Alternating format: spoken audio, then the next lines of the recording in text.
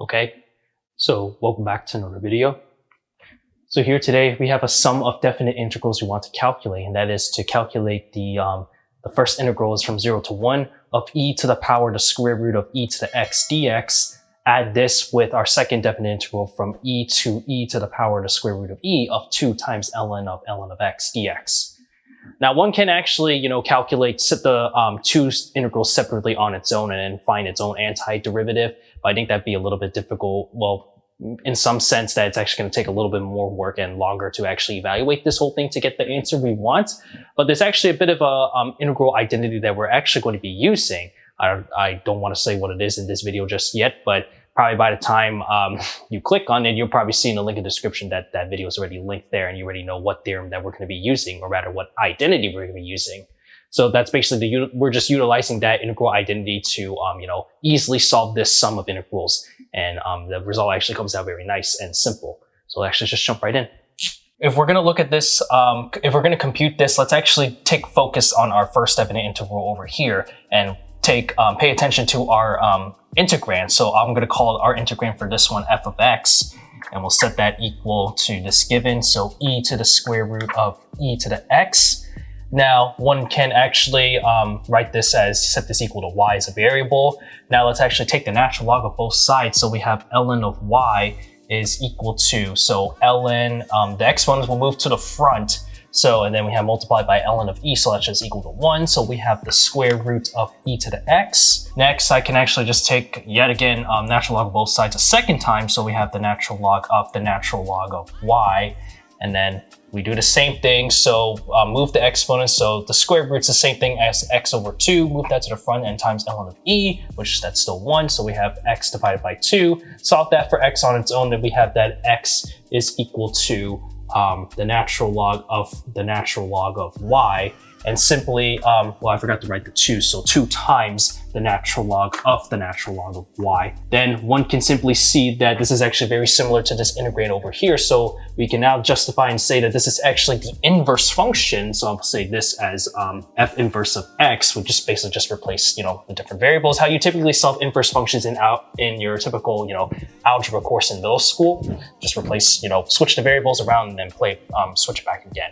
Then from there, we can actually utilize this integral identity that says the following with inverse functions. And it says that we have an integral from a to b from our integral of f of x dx. And if we add this with the integral using our new bounds, but specifically we're taking into account for the bounds for at y and those intervals, in this case f of x, then we calculate those, then we see that we have f of a to f of b of our inverse, so f inverse of x dx, and that's actually going to equal b times f of b, then subtract with a times f of a. And again, you can actually, I did the proof of this in this for this identity over here, so you can check the link in the description below if you want to see the entire proof of that. The result is very interesting, and the geometric proof is actually beautiful to look at, especially. So I suggest you look out for that if you haven't. But anyway, we'll be actually using this identity over here to compute this, and it's actually quite simple. So we actually just plug in the stuff back in. So our given we have is 0, 1 of e to the power the square root of e to the x dx, and then add this. So we notice that we plug 0 for f of x, so plug 0 here, so we're going to get e to the 0 is 1, and then it's going to be e. Interestingly, that matches with the lower bound over here. Do the same thing for 1, and then so e to the 1 for x equals 1, so we have e to the square root of e. How nice. Then we just found its inverse over here, which we said that this is 2 ln of x. Amazing how it matches over here on the top. So ln of x, then dx. Then all we have to do is just plug in our following. So the closed formula for b times f of b minus a times f of a is essentially just plug in your b over here, or the b over here, 1 times f of b, or in this case f of 1, then subtract with 0 times f of 0.